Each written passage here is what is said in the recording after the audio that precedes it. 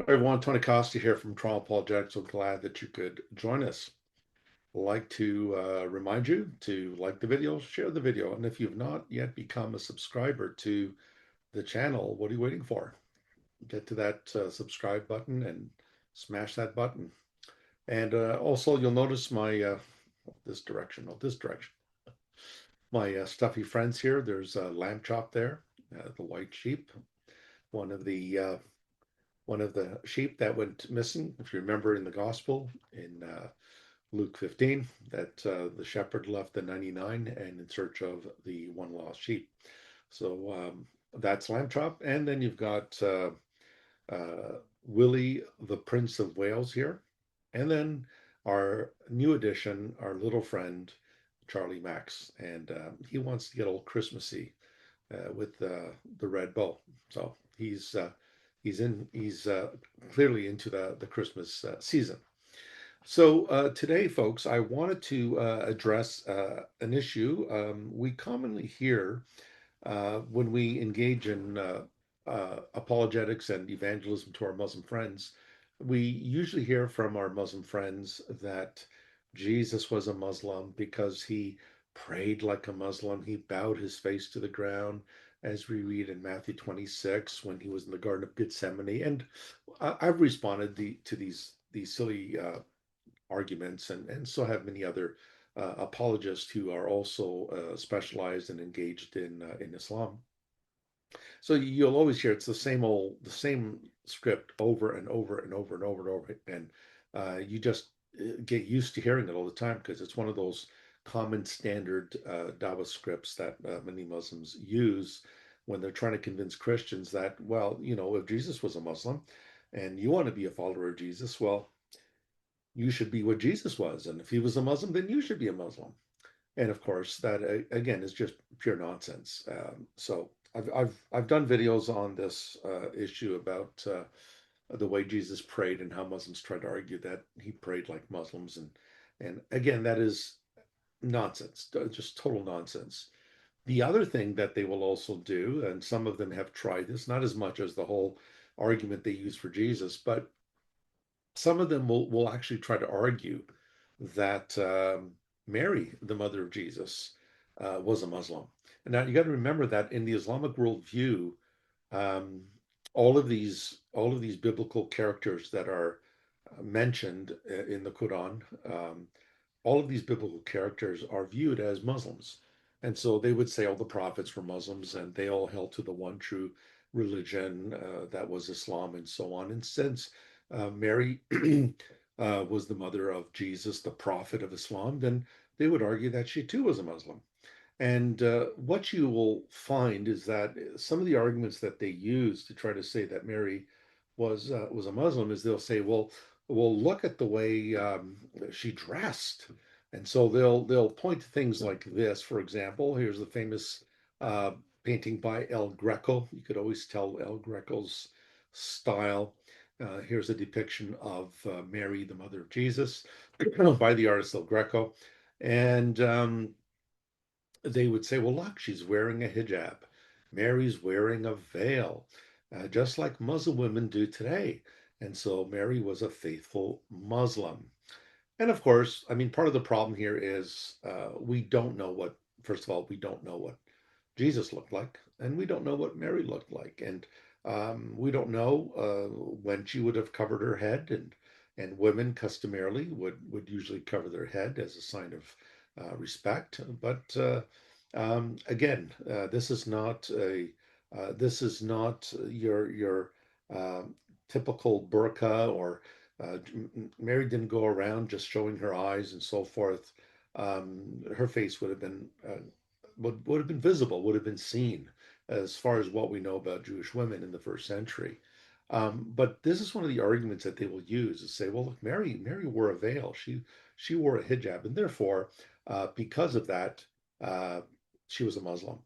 And of course, that argument, it's we call it in logic a non sequitur. It does not follow from the argument does not follow from the premise that just because a woman veils her head and she's a Muslim. So the argument would go something like, well, a women that cover their heads are Muslims. Mary was a Muslim, therefore Mary covered her head. That would be one of the arguments, the logical arguments that they would try to argue and propose as a valid argument. Now, here's the problem with this view, and that is that when we actually look at some of the ancient depictions of various women in the ancient world, what we begin to realize is that um, things don't square up. They just don't square with the Muslim argument. And I'm going to show you why that is the case. So, for example, if you look here at this statue here, we have a statue here. It's about 9 centimeters in height. I'm just going to try to increase the font here. Um, and here you'll notice, sorry about that. Let me just bring us back here. So here we're told this figure here, which is clearly, as you can see, veiled. The face there is partially veiled. So she's got a headdress on and partially veiled. This is a small statuette, as I mentioned earlier, about 9 centimeters. And here it says a woman, so figure 76, a woman well veiled in a pharos, drawn across the mouth like a nithma, and a tegadion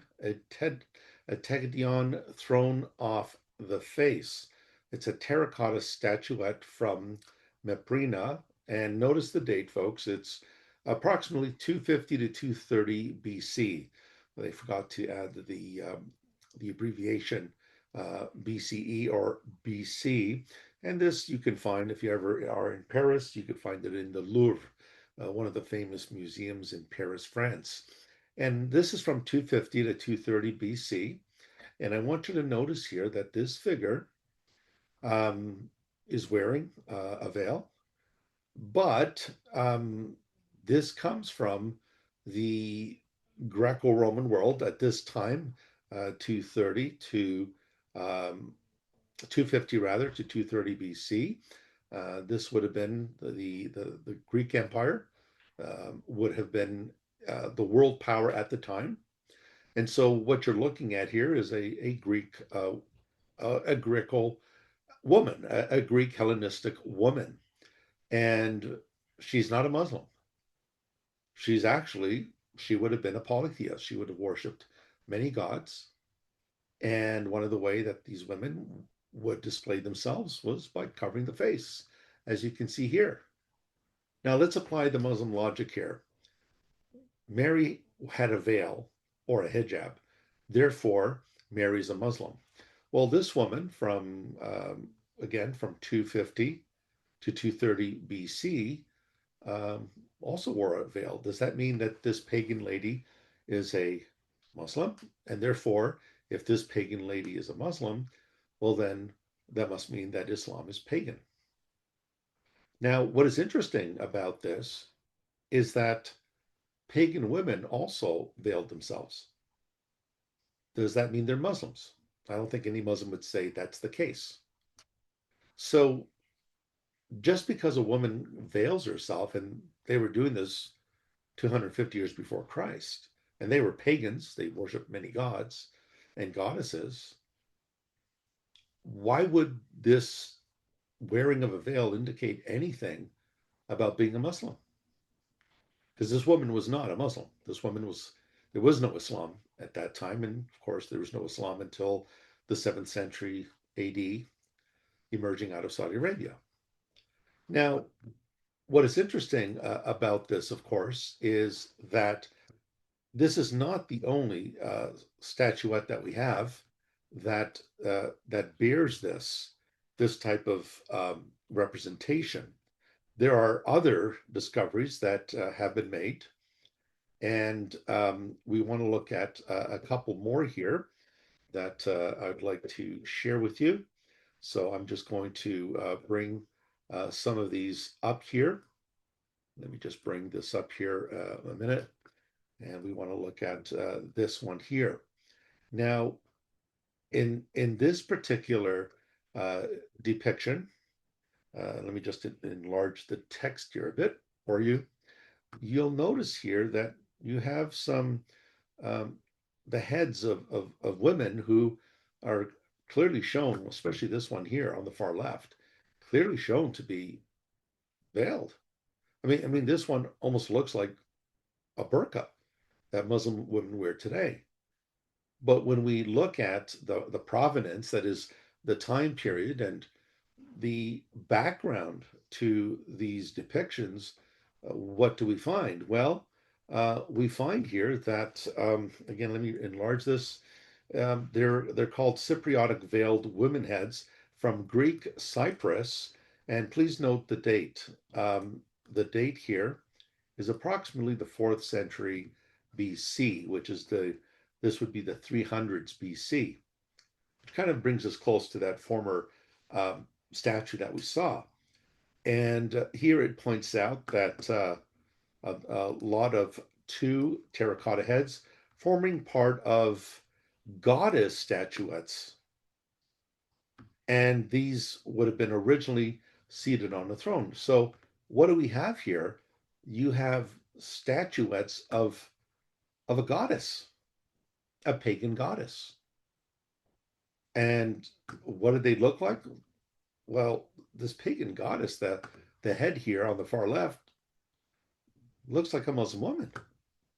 Does that mean that, would this mean that Muslim women are depicting themselves like these pagan goddesses from Cyprus?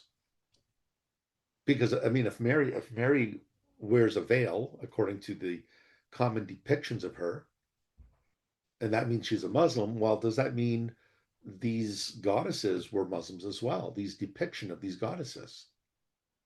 And notice the uncanny resemblance.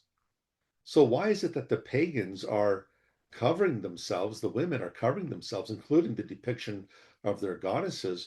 Why are they dressing like this? Well, if Islam emerged out of pre-Islamic Arabia and it emerged out of a pagan environment in Arabia, then would it be surprising that Arab women would dress like this prior to Islam and therefore have more in common with paganism than monotheism? Because they're dressing the same way.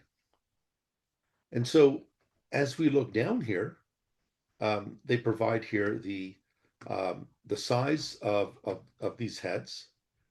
And it goes on to point out that numerous terracotta heads of veiled women have been found in Cyprus, many from the same mold, a sign that they were produced locally and then probably exported to the mainland. They probably represented a goddess sitting on a throne.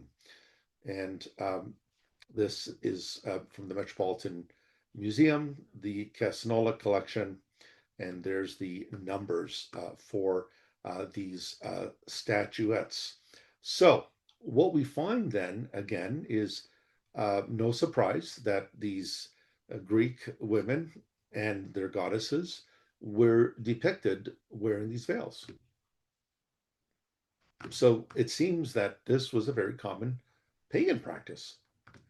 And therefore, it's no surprise that in Muhammad's day, women, like their Greek pagan counterparts, were dressed in the same way. So, what we're beginning to notice here, folks, is there is clearly a, a similarity when you look at them.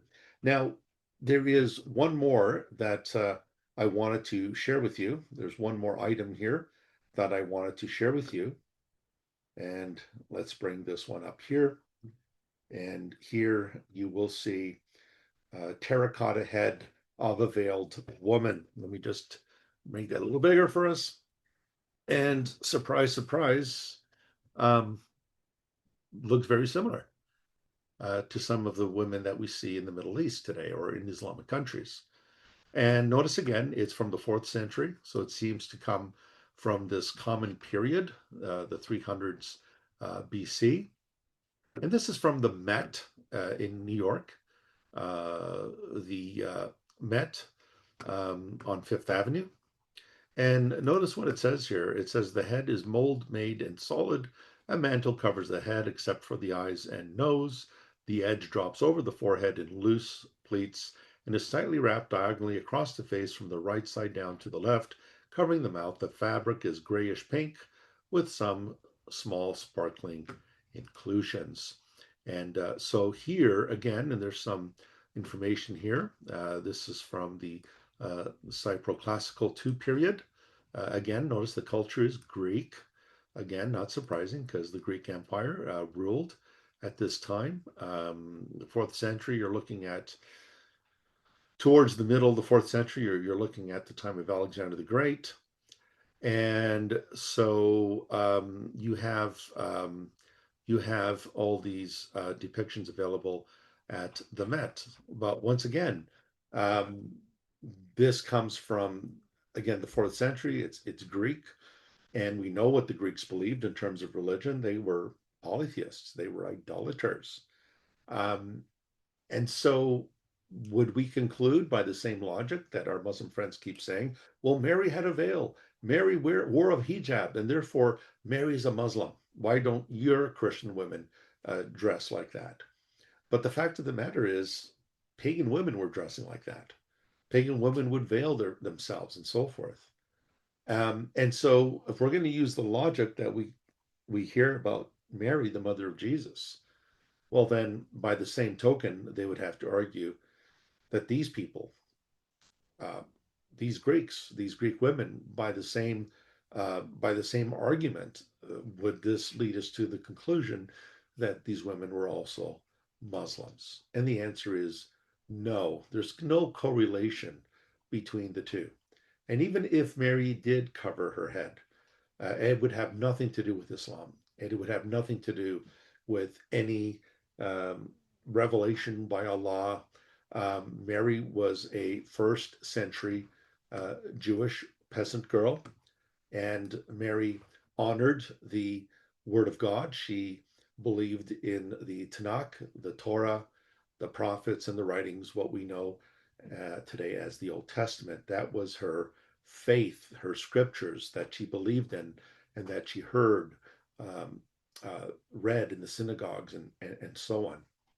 And so, just like her son, the Lord Jesus Christ, she was Jewish and worshipped Yahweh, the God of Israel, the God of Abraham, Isaac, and Jacob, and not the God Allah, who comes out of the Arabic pantheon of pagan Arabia. And so, all that to say that if we're going to use one argument, one standard of argument, then again, we need to avoid the double standards. We need to avoid the double standards. And so I hope that this small video has been interesting. I hope that it's stimulated some thought. And so next time you hear our Muslim friends talk about Mary being a Muslim because she's wearing a veil, I just remind them that the ancient pagan Greek women also wore veils and they were polytheists. It doesn't mean that just because you wear a veil, you're a Muslim um, by that very argument. So thanks again for joining, folks. I just wanted to mention before I leave you, my book, No King But Christ, is out and been out for almost a year now. And the collapse and bankruptcy of secular worldviews. This book deals with the contemporary climate that we're in today, the contemporary world we're in today, and it deals with various topics like transgenderism and social justice and things of that nature. And my other book is Early Christian Creeds and Hymns, very important book in terms of theology and Christology, the study of Christ. And this is very important in acknowledging these ancient creeds that affirm the full deity of Jesus Christ, his crucifixion, his resurrection, And so this would be a great book in dealing with your Muslim neighbor. And once again, we just want to affirm, as always, that we love our Muslim neighbors. We're not against our Muslim neighbors. We are against the ideology. We can question and be critical of that ideology, just like they're critical of the Bible and critical of Christianity. And so, once again, that double standard. You can't say, well, we're allowed to criticize the Bible, we're allowed to criticize your Jesus, but you're not allowed to criticize the Quran and Muhammad. It doesn't work that way. The dialogue is a two-way street. And so, once again, this is not said out of ill intent. It is said out of love for our neighbors, including our Muslim neighbors. So, thanks again, folks. If you haven't subscribed to the channel, we would encourage you to do so, and also like the video and share the video. And we look forward to having you at a future video and a future session. Take care, everyone, and God bless, and Merry Christmas. Take care. God bless.